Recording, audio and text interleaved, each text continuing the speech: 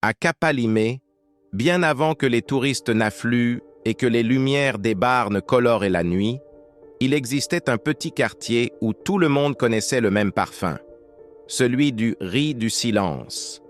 C'était le plat le plus apprécié du voisinage, un riz si tendre qu'on disait qu'il apaisait les disputes, réconfortait les cœurs fatigués et ramenait même le sourire aux enfants.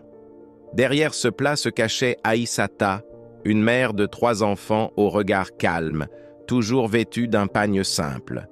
Elle cuisait ce riz depuis des années, mais presque personne ne connaissait la vérité. Ce fameux plat était vendu dans la grande cantine de son frère Sonko, qui s'en attribuait tout le mérite. Sonko, homme autoritaire et avide, embauchait sa propre sœur depuis 10 ans sans jamais la payer correctement.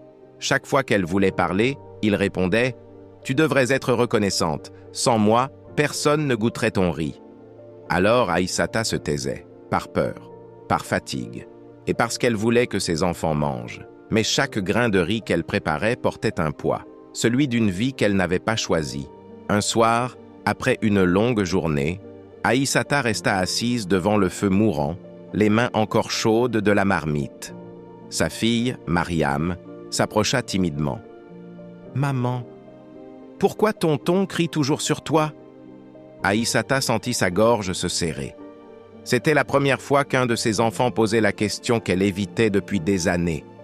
Elle força un sourire, mais les mots ne sortirent pas. Au fond d'elle, un mur se fissurait. Le silence qui protégeait Sonko depuis si longtemps commençait à devenir trop lourd pour elle. Le lendemain matin, Sonko arriva plus tôt que d'habitude, agité. La cantine était pleine, la commande du jour énorme, et il voulait que tout soit prêt avant midi. « Dépêche-toi !» grogna-t-il. Aïssata hocha la tête sans répondre, mais à mesure qu'elle lavait le riz, ses mains tremblaient. Les mots de sa fille tournaient encore dans son esprit. Vers midi, un incident éclata. Un client influent venu de la préfecture goûta le plat et demanda à féliciter le chef. Sonko arriva, sourire large, prêt à recevoir les compliments. Mais à peine avait-il parlé qu'Aïssata, fatiguée, lâcha un léger soupir. Le client la fixa. « C'est vous qui cuisinez ?» Elle baissa les yeux. Déchirée, Sonko répondit rapidement. « Non, c'est juste ma sœur. Elle aide seulement. » Cette fois, la gorge d'Aïssata brûla. Elle sentait les mots monter, mais elle les retint. Une fois encore, elle resta silencieuse. Mais c'était le dernier jour où elle supporterait cela. Le soir venu, Aïssata rentra chez elle les yeux lourds, mais la poitrine pleine d'un étrange mélange de colère et de courage.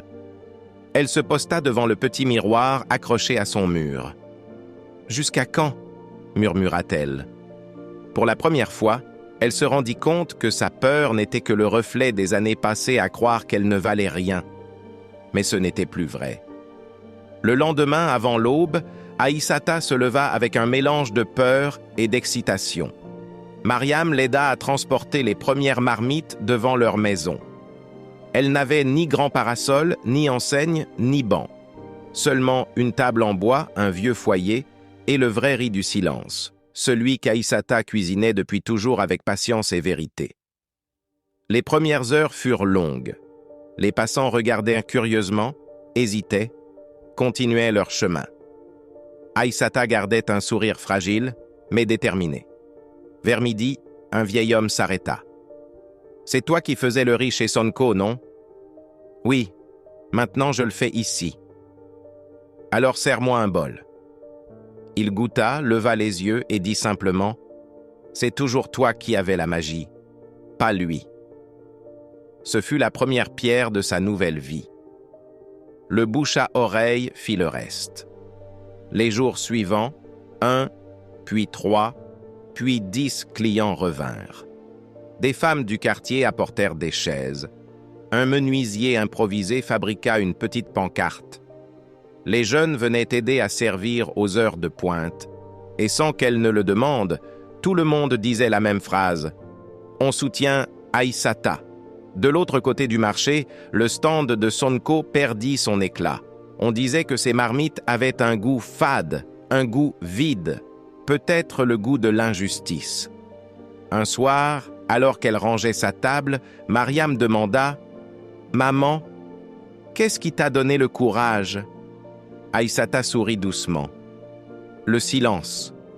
Parce que quand on arrête d'avoir peur, on entend enfin ce qu'on mérite. » Et la leçon devint claire. Dans la vie, il ne suffit pas de savoir cuisiner le riz. Il faut aussi savoir s'éloigner de ceux qui profitent de ta chaleur. Le courage de dire « assez » ouvre toujours la porte d'un avenir meilleur. Aïssata n'était plus une femme exploitée. Elle était devenue une femme libre.